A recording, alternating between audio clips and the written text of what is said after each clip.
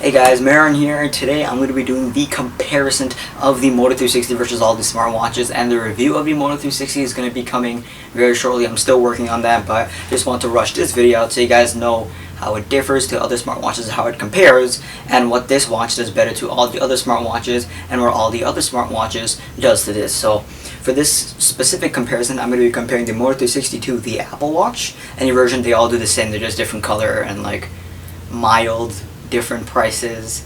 The LG Watch Urbane and the LG G Watch R, since those are the other watches that I'm very familiar with. I went to the Apple store, put on the Apple Watch, used it for a few minutes, and I got used to it instantly. So it took me just to snap, and I got used to it.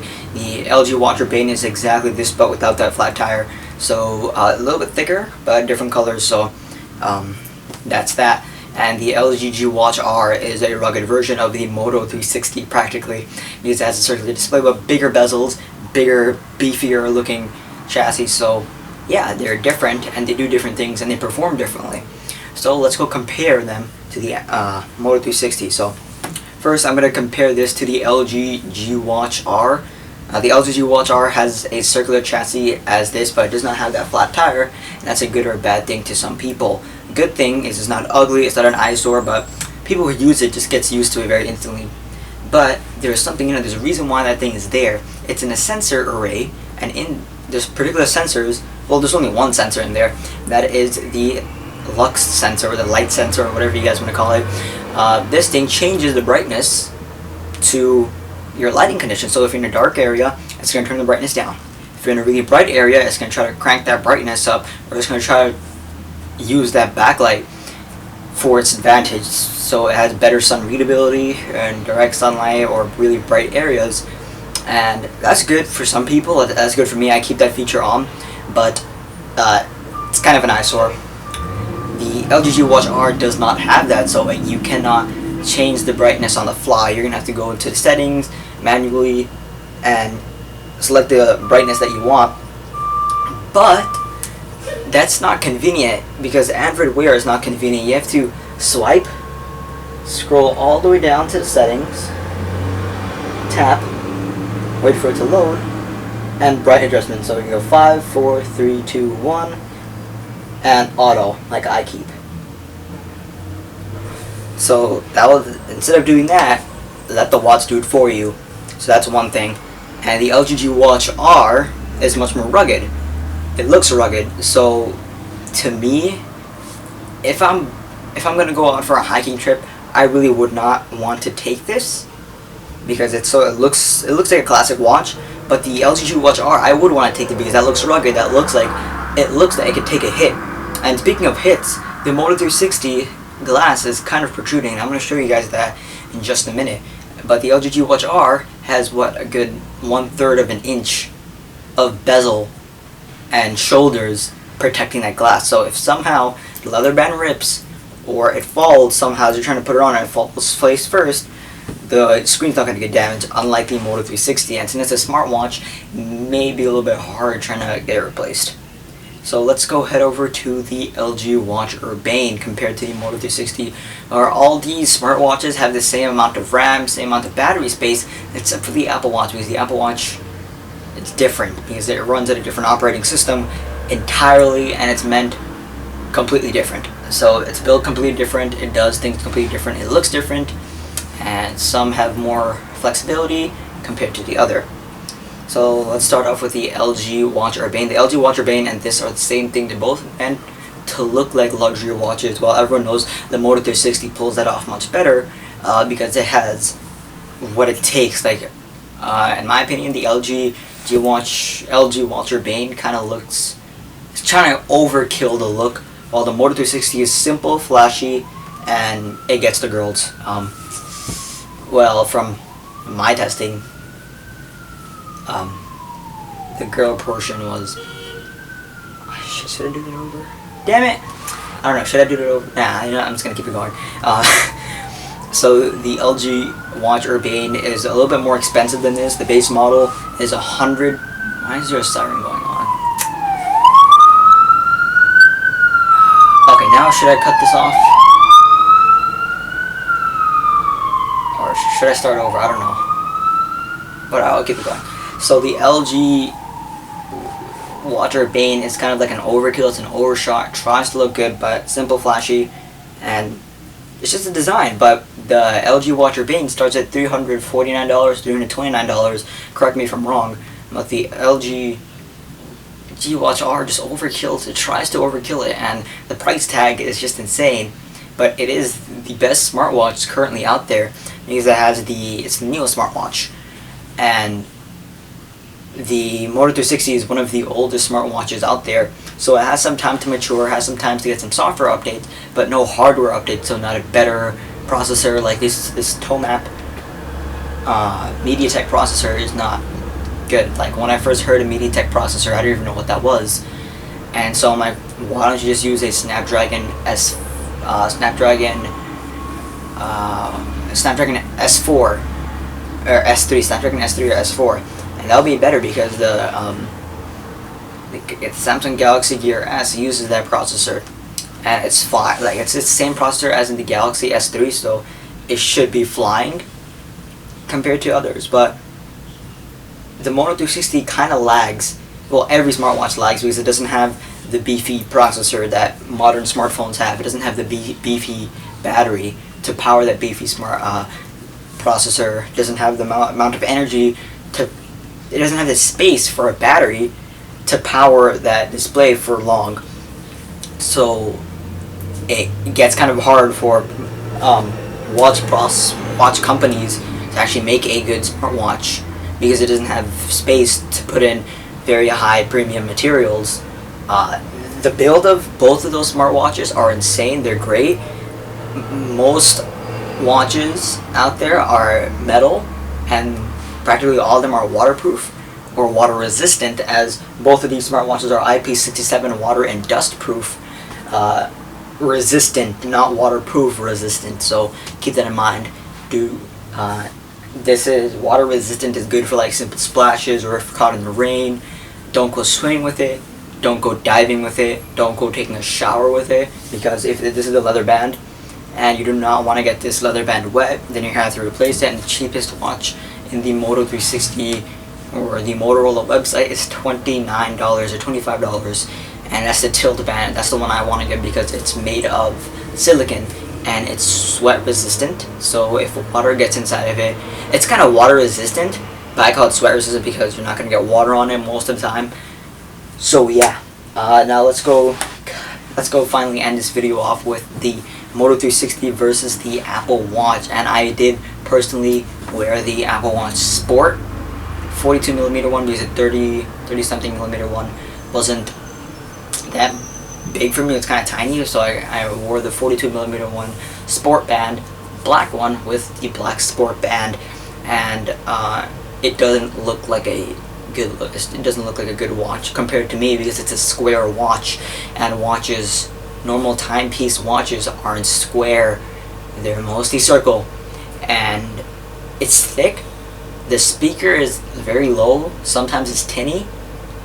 The display is okay with the OLED display, but I really would like a better processor because sometimes with watchOS 1 it takes some time to work. Like it takes some time to retrieve data from your iPhone 6 or whatever iPhone you have to the watch, so there's some time, and location data takes the longest. Processing kind of builds up, so the processor can't take it anymore, and at the end it just stumbles up and trips, and then it can't keep it going. It throttles. It tries to keep up with the demand, and battery life lasts for a good day, but I really would like to see a better functional watch in the Apple Watch. But the Apple Watch can take calls. It has a built-in speaker, which the Moto 360 does not have.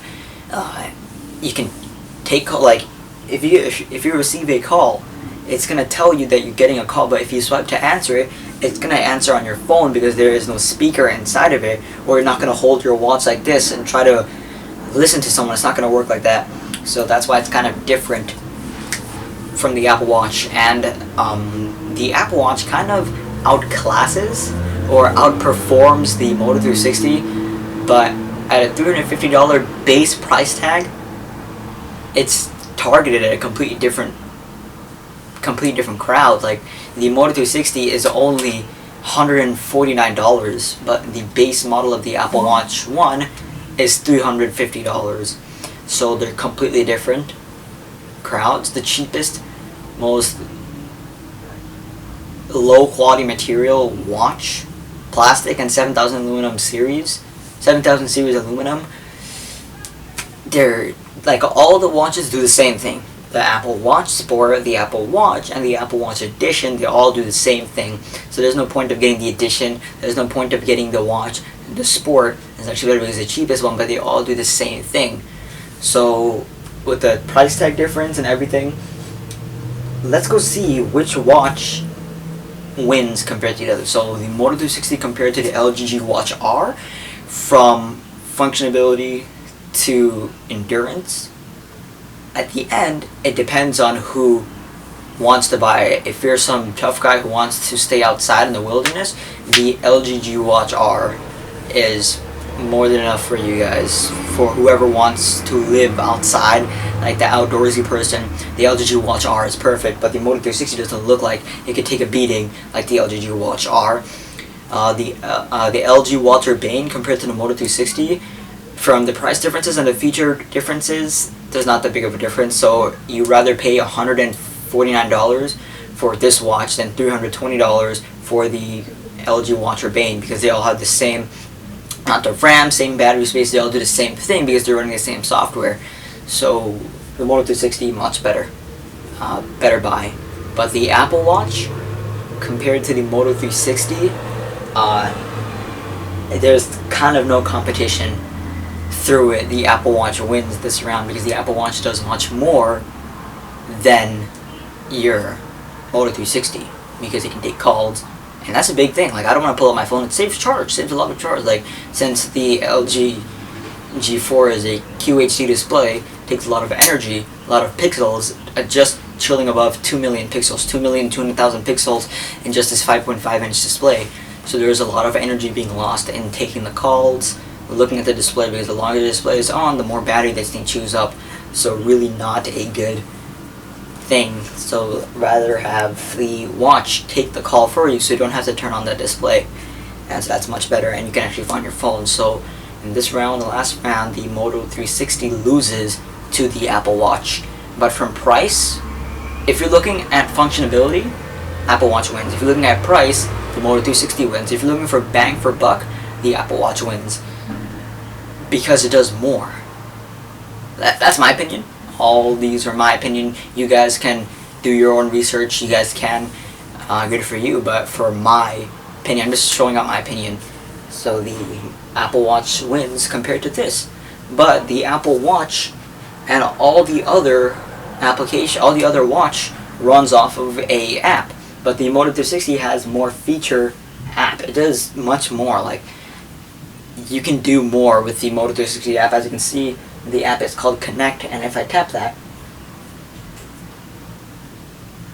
so I can customize my watch faces, I can do all this, I can see your last reported watch faces, I can tweak the watch faces, and so yeah, I can also have the Motorola hub for the Moto 360, and I really would like it, and this is much more better, and I can go to the Android Wear app and tweak the settings from there. This works with any watch. So yeah, guys. So yeah, Apple Watch wins. Moto 360 wins for most, except for the LG G Watch R, because different personalities. Moto 360 versus the LG Watch Bane. Moto 360 wins. The Moto 360 versus the Apple Watch. Apple Watch wins. So yeah, guys. Thanks for watching. Thanks for that view. And subscribe for more of these tech videos. And yeah, so the Moto 360 review is going to be the next video I upload. Let's see if I can do that. But yeah, guys. That said, thanks for watching, and I'll talk to you guys in the next video. Peace. So guys, this is what I meant when the Moto 360 glass was kind of protruding. As you can see, that glass is just above the chassis of the watch. So if any impact does happen or occur with the Moto 360 watch, it's going to be end of game. It says Gorilla Glass 30, but I have my doubts. It does feel like a solid watch, but